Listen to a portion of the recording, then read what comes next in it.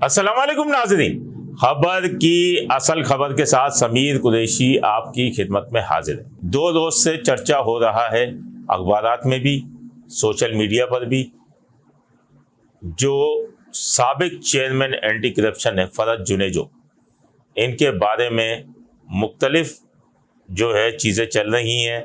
उन्होंने जो anti corruption के वज़ीर मोहम्मद बख्श महल को एक मैसेज किया है या ख़त लिखा है, तो उस पर ये चीज़ें तमाम चल रही हैं। और शेयर सुर्खियों में भी, अखबारात की शेयर सुर्खियों में भी यही चीज़ें चल रही हैं कि किस तरीके से एंटी करप्शन के मामला चल रहे थे।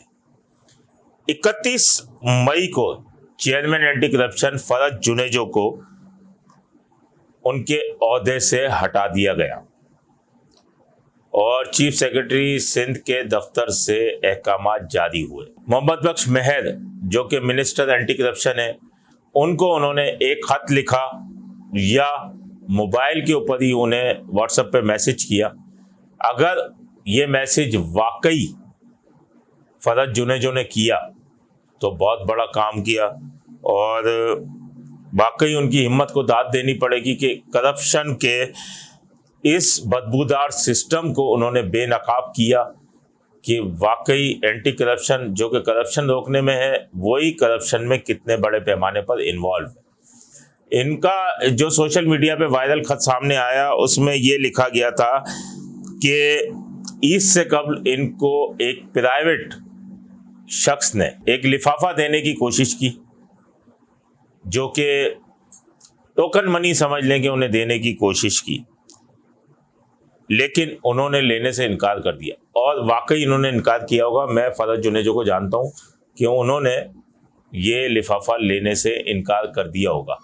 और चलें, ये तो एक बात है, लेकिन जिस टाइम इनका ऑर्डर चेयरमैन एंटी करप्शन का हुआ था, उस टाइम भी मुझे ये समझ नहीं आई थी कि इनका ऑर्डर कैसे कर लिया, ये इस सिस्टम में कैसे बैठेंगे, क्योंकि ये सिस्टम में फिट ही नहीं थे। तो चेयरमैन एंटी करप्शन ये कैसे बैठ सकते हैं? लेकिन ये वाकई उन्होंने लिफाफा लेने से इनकार कर दिया होगा।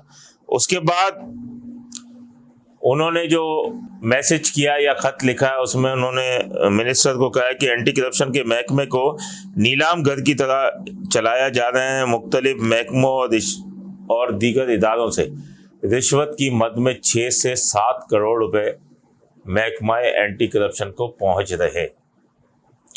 और ये किसी से ढकी छुपी बात नहीं है, ना ये कोई इतनी ऐसी बात है कि ये तरदीद भी आ गई। खैर, तरदीद तो मैं आपको आगे जाके बताऊंगा, लेकिन ये किसी से ढकी छुपी बात नहीं है। डिप्टी डायरेक्टर से 15 लाख, सर्कल ऑफिसर से 10 लाख माहाना भत्ता मुकर्रर किया हुआ है। इस बात की उन्होंने मिनिस्टर को जब शिकायत की तो कार्रवाई के बजाय पूरा महकमा इनके खिलाफ हो गया और इनका तबादला कराने की कोशिशों में लग गया।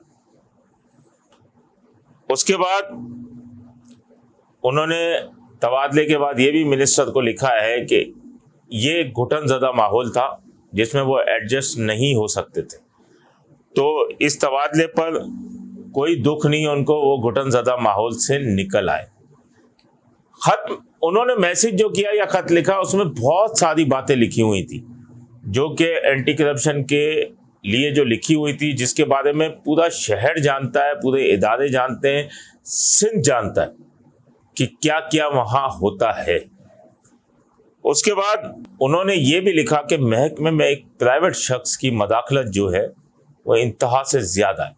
हो सकता है वो मिनिस्टर साहब के रिश्तेदार हों और इस तरीके से ये चलती है। इतने हक़ाइक़ उन्होंने सामने दिए, अगर मैं पढ़ के सुनाऊंगा तो ये कम से कम 25-30 मिनट का प्रोग्राम हो जाएगा, जितना उन्होंने ख़त लिखा या उन्होंने ये जो सोशल मीडिया पे वायरल हो रही है। तो ये कि इतने हक़ाइक़ के बाद भी साईं सरकार अब कोई एक्शन लेती है या नहीं लेती, क्योंकि दीगर महकमों में भी सिंध के जितने भी हैं उनमें करप्शन का यही हाल है। और इसी हालत पर अगर या दीगर महकमों में भी आंखें बंद की हुई हैं, क्योंकि उन महकमों के ऊपर भी एंटी करप्शन है। अब 6 से 7 करोड़ रुपया जब पहुंच रहा है तो उन महकमों से आंखें बंद हो गई, तो अब एंटी करप्शन क्या कर सकती है?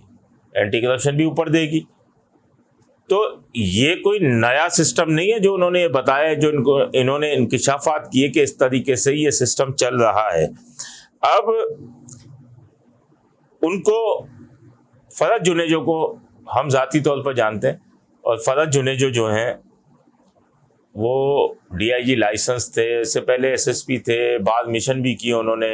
पहले इनसे वादा किया था एडिशनल IG हैदराबाद लगाएंगे उन्हें, क्योंकि उनकी नौकरी में बड़ा थोड़ा अरसा रह गया।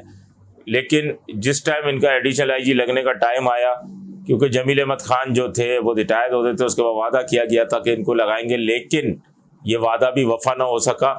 और साबिक IG मुश्ताक मेहर जो थे, उन्होंने एडिशनल IGs का ओहदा ही, जो RPOs कहलाते थे, सक्खर, लाड़काना, हैदराबाद, वो ख़त्म ही करवा दिया। तो वो उससे भी गए।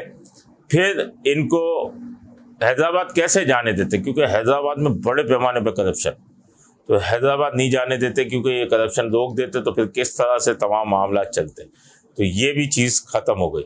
अब यहाँ से भी जो है मामला ये कि उन्होंने जो है मिनिस्टर को शिकायत तो कर दी। अब इनके जितने भी इल्ज़ामात थे कि इतने सर्कल ऑफिसर को इतने पैसे लेके लगाया जाता है और तमाम DD इतने पैसे लेके लगते हैं, अब वहाँ से तर्जुमान जो एंटी करप्शन है, यानी मिनिस्टर के जो तर्जुमान है, उनकी तरफ से जो मौक़िफ़ सामने आया है वो ये सामने आया कि फरज जुनेजो के इल्ज़ामात बेबुनियाद और मन घड़त हैं। सिंध हुकूमत ने तबादला किया तो इन्होंने इल्ज़ामात लगाए, जब ओहदे पर थे तो उस वक्त बयान क्यों नहीं दिया। सर्कल अफसरान के तकर्रुर और तबादले होते रहते हैं, ऐसे गलत बयानी पर जो है अफसोस है और तहकीकात कराई जाएंगी। खत उनकी जानिब से कोई नहीं मिला, ये मिसकंडक्ट है, और वो 2 माह में महकमे के लिए कानून साजी न कर सके, न बेहतरी ला सके, न हदफ पूरा कर सके। तबादले होते रहते हैं, इस पर इशू नहीं बनाना चाहिए।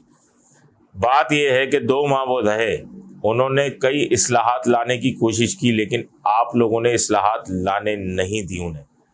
अब जब उनको हटा दिया तो वो क्या करते, उन्होंने खत लिख दिया, अब आपने तरदीद भी कर दी। लेकिन ये एक कह सकते हैं कि हवा का झोंका एक होता है ना, कि बारिश का पहला कतरा, इन्होंने बगावत की है। अब उन्हें खैर दूसरी सीट तो मिलेगी भी नहीं, ना ही सिंध गवर्नमेंट कोई सीट देने देगी, क्योंकि इस तरीके से तो चल नहीं सकता कि ये कंप्लेन करें और इनको दोबारा सीट मिल जाए। लेकिन मैं आपको बताता चलूं कि इन्होंने बड़ी हिम्मत का मुजाहरा किया है। अब देखना यह है कि इनके जो खत या लिखा या नहीं लिखा, लेकिन यह पिछले 4 सालों से यही सूरत हाल चल रही है, जो हमारे इल्म में भी है, जो उन्होंने ये चीज़ उजागर की है लिख कर। तो अब देखना यह है कि इस पर कोई कार्रवाई होती है या नहीं होती, या माजी की तरह साईं सरकार फिर आंखें बंद कर कर सो जाएगी। अपने होस्ट समीर कुरैशी को इजाज़त दीजिए। अल्लाह निगहबान। Z110 न्यूज़, खबर की असल खबर।